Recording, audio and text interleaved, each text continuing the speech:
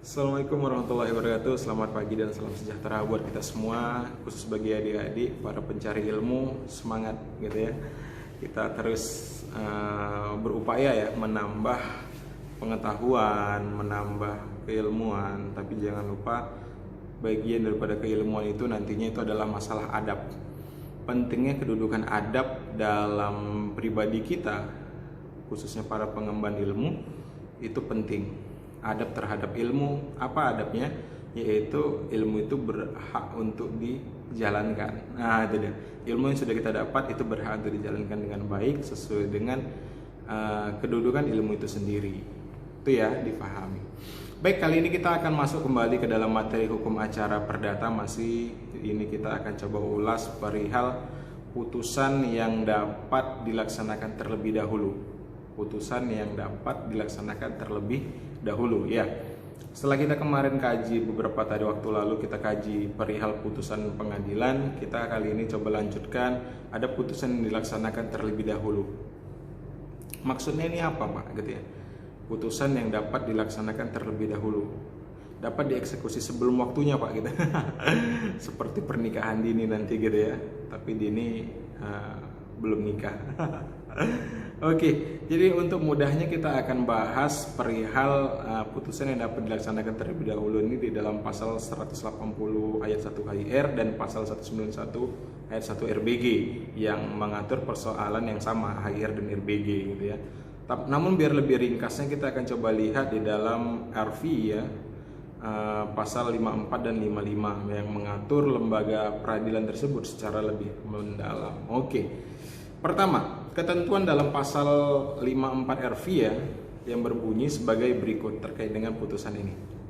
Jadi apabila putusan itu didasarkan terhadap akta otentik, yang pertama itu ya, bisa nggak putusan itu dilakukan eksekusi atau putusan yang dapat dilaksanakan terlebih dahulu? Ya, salah satu syaratnya itu adalah apabila putusan tersebut didasarkan atas akta otentik. Anda harus paham dulu ya, apa bedanya akta otentik dengan akta di bawah tangan. Karena yang poin keduanya itu adalah apabila putusan didasarkan di atas akta di bawah tangan yang diakui oleh pihak terhadap siapa akta tersebut dipergunakan atau secara sah dianggap diakui gitu ya oleh para pihak nantinya. Itu poin kedua. Dan poin yang ketiga di dalam RV pasal 54 ini, apabila telah ada penghukuman dengan suatu putusan yang tidak dapat dilawan atau dibanding lagi. Berarti kalau yang nomor 3 ini poinnya setelah kasasi atau PE ya, kasasi ya. Karena tidak ada upaya lagi setelah kasasi kecuali upaya luar biasa, yaitu peninjauan kembali. Peninjauan kembali juga itu tidak menghentikan eksekusi. Namun yang menjadi poin perhatian kita kan di sini poin 1 dan poin 2 daripada pasal 54 RV ini. Yang pertama dia terkait dengan akta otentik. Pahami dulu akta otentiknya gitu ya.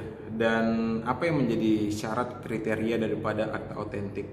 Sedikit saya uraikan. Akta otentik ini biasanya disandarkan terhadap format tertentu yang sudah baku. Itu dia.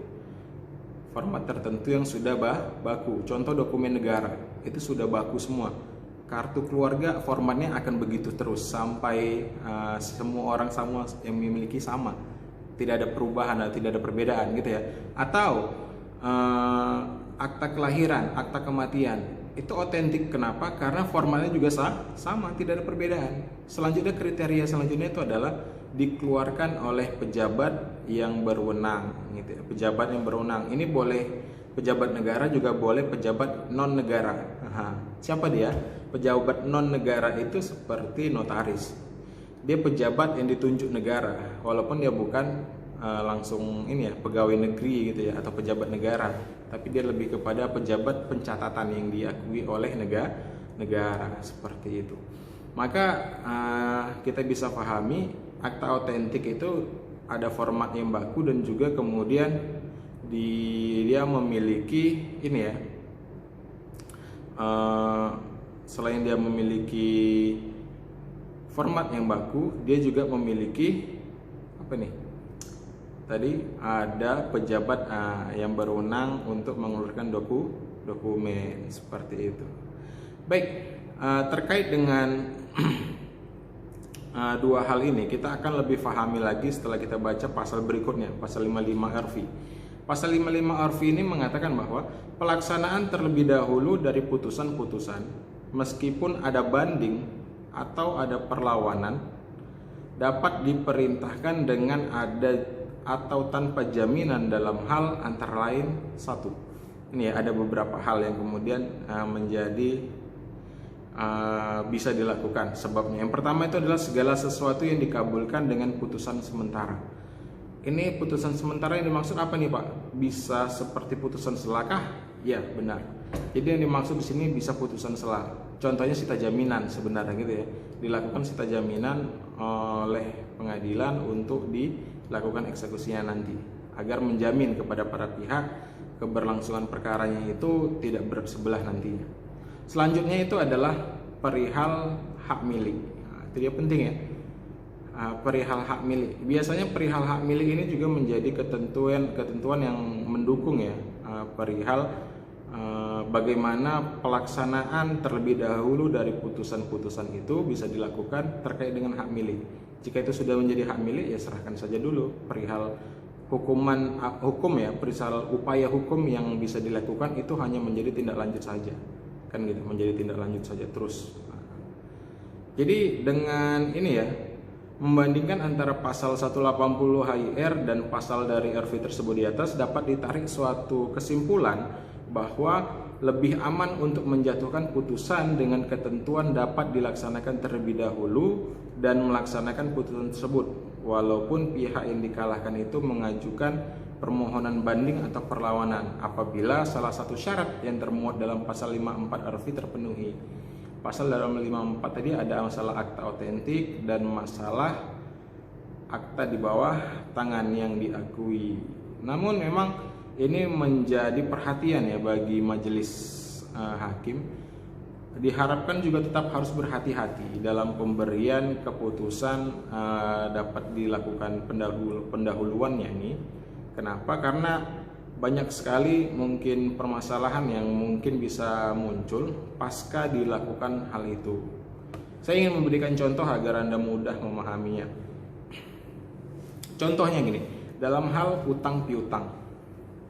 A merupakan anak daripada almarhum B.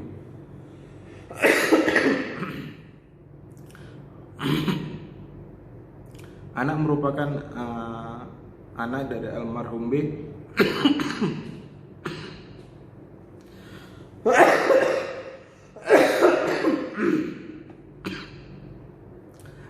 yang mana B ini merupakan ini ya, yang mana B ini merupakan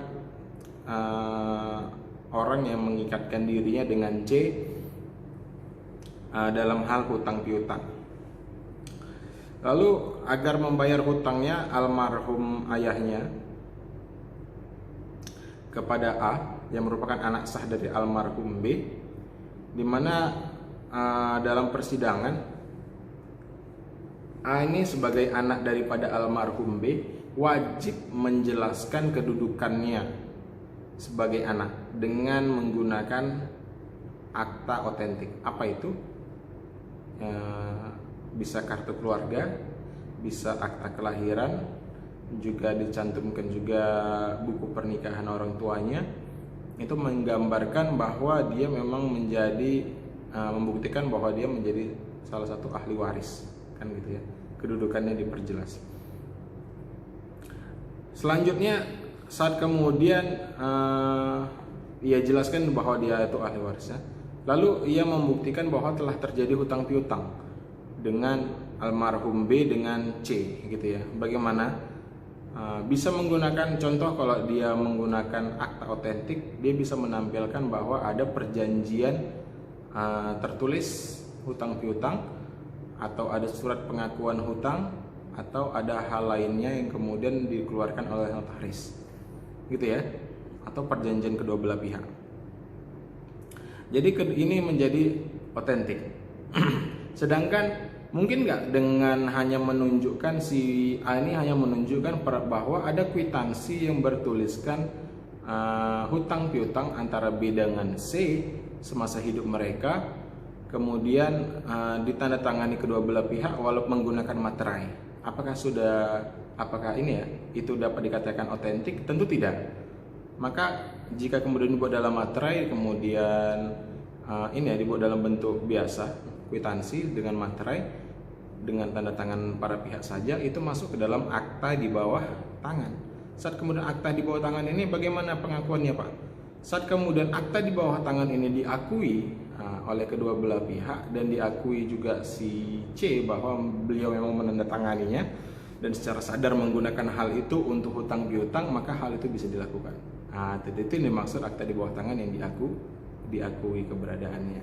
Itu ya, itu mungkin saja dilakukan. Namun memang hal ini harus hati-hati sebab permasalahan hukum nantinya kita akan khawatir ya, nanti ada terjadi permasalahan hukum selanjutnya karena belum selesai, belum inkrah, hingga kemudian putusan mengenai dijatuhkan keputusan tersebut itu lebih harus memperhatikan bagaimana Mahkamah Agung mengaturnya. Jadi di dalam edaran Mahkamah Agung ya nomor 3 tahun 1971 tertanggal 17 Mei 1971 itu mengemukakan bahwa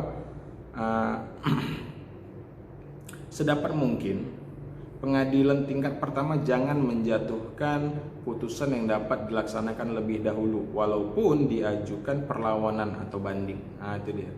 Dan apabila sungguh-sungguh dipandang perlu menjatuhkan putusan serupa itu, maka pelaksanaannya harus diminta persetujuan lebih dahulu agar dipahami konsekuensi hukumnya seperti itu dan dipahami dalam pelaksanaan nantinya seperti apa jika kalah ataupun menang dalam upaya hukum.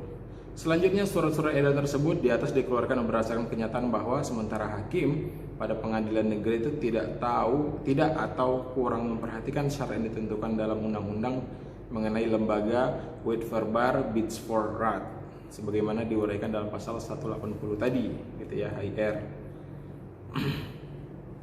Selanjutnya Mahkamah Agung juga meminta perhatian kepada segenap ketua dan hakim pada pengadilan negeri untuk sungguh-sungguh mengindahkan syarat-syarat yang diperlukan untuk dapat menyatakan agar putusan dapat dijalankan terlebih dahulu. Adapun syarat-syaratnya adalah demikian. Yang pertama, surat otentik atau tulisan tangan yang menurut undang-undang mempunyai kekuatan bukti mengikat.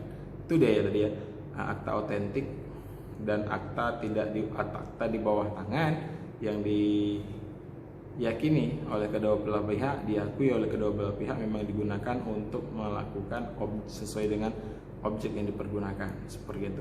Kemudian yang kedua, ada keputusan yang sudah memperoleh kekuatan yang pasti atau inkrah. Berarti sudah melalui proses pengadilan tingkat negeri itu ya, pengadilan tingkat pertama, kemudian banding dan juga kasasi itu ya, harus sudah sampai ke sana. Kemudian ada gugatan profesional yang dikabulkan, berarti ada putusan selah yang mengabulkannya gitu ya. Dan yang keempat, ada dalam sengketa masalah hak kepemilikan bezit gitu ya. Maka di sini hendaknya itu ya, dengan sendirinya harus dimengerti bahwa apabila ada kekeliruan yang mencolok, Mahkamah Agung sejatinya itu boleh karena ada kewenangannya mengawasi jalan peradilan yang baik, dan begitu pula pengadilan negeri tinggi berdasarkan pelimpahan kewenangan tersebut selalu dapat memerintahkan penundaan pelaksanaan putusan pengadilan negeri. Jadi bisa ditunda oleh pengadilan tinggi atau Mahkamah Agung nantinya gitu ya. Dalam menyusun ini kita hendaknya masalah khusus seperti ini kita harus lebih detail memahami ya, karena memang konsekuensinya itu bisa cukup fatal nantinya jika kemudian tidak dijalankan dengan benar. Oke, bisa dipahami ya. Itu merupakan bagian daripada bagaimana putusan dapat dilakukan atau tidak lebih dahulu. Oke, bisa dipahami. Cukup ya sampai di sini materi kita tentang putusan yang dapat dilakukan lebih dahulu. Jika ada yang mau ditanya silahkan tanya-tanya, kita akan lanjut nanti jawab pertanyaan-pertanyaan yang sudah ada gitu ya. Mudah-mudahan itu memberikan tambahan pengetahuan bagi kita semua. Stay tune terus di Sam and I Connection. Billahi taufiq wal hidayah. Wassalamualaikum warahmatullahi wabarakatuh.